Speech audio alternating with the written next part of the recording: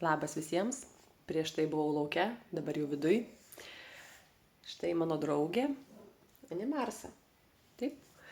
Ir žinot, šiandien susimaščiau ir pagalvojau, kaip šaunu yra turėti savo asmeninį konsultantą. Ar jūs apie tai nepagalvojat? O galbūt jau turit?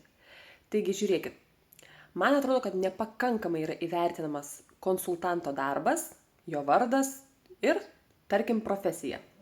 Nes jeigu žmogus labai gilinasi į savo sritį, na pavyzdžiui, jisai yra asmeninis konsultantas grožio produktams, sveikatingumo produktams, galbūt buitiniai chemijai, ar ne, pasirinkti, kaip valyti, su kuo, kada, kokią dėmę išimti, kur gerą rezultatą gauti, kokias priemonės naudoti, ar ne. Jeigu renkantis ten sveikatingumo sritį, ar ne, tai papasakos, pritaikys, parinks geriausiai jums tinkamas maisto papildus, pavyzdžiui.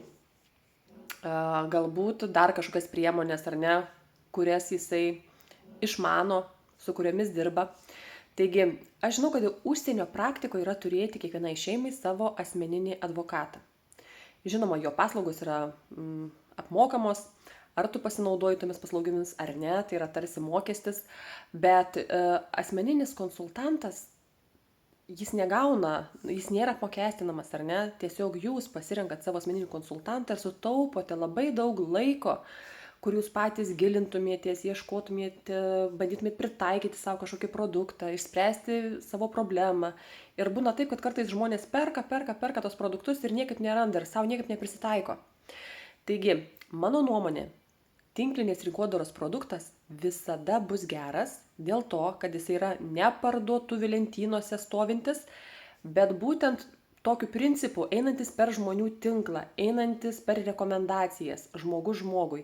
Ir jeigu būtų blogas produktas, automatiškai ta kompanija žlugtų, taip, nes jos produktų niekas nepirktų. Tai čia liečia visas tinklinės rinkodaros kompanijas absoliučiai, dėl to, kad jų produktas visada turi išsiskirti kažkuo unikaliu.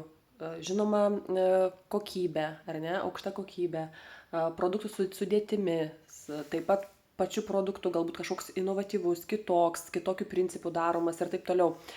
Žodžiu, į tai nesiplėsiu, bet turėti asmeninį konsultantą tai yra wow, dėl to, kad jūs iš karto gaunate atsakymą į jums rūpimą klausimą, būna parinktas jums produktas, nes asmeninis konsultantas, gilindamasis į savo sritį, į žinias, surinkdamas atsiliepimus ir asmeninės patirtis tiek savo klientų, gali labiausiai jums padėti prisitaikyti tam tikrą produktą, o ir išspręsti tam tikrą problemą, na, kaip pavyzdžiui, išvalyti kažkokią tai dėmę, ar ne, jeigu jisai dirba būtent su ta produkcija.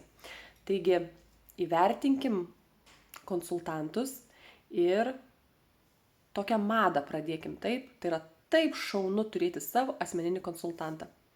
Taigi linkiu išsirinkti kiekvienam savo konsultantą, kuriuo jūs pasitikit ir į kurį galite kreiptis ir visada gauti nuoširdų, patikrintą, pasvertą ir žiniomis paremtą pasiūlymą.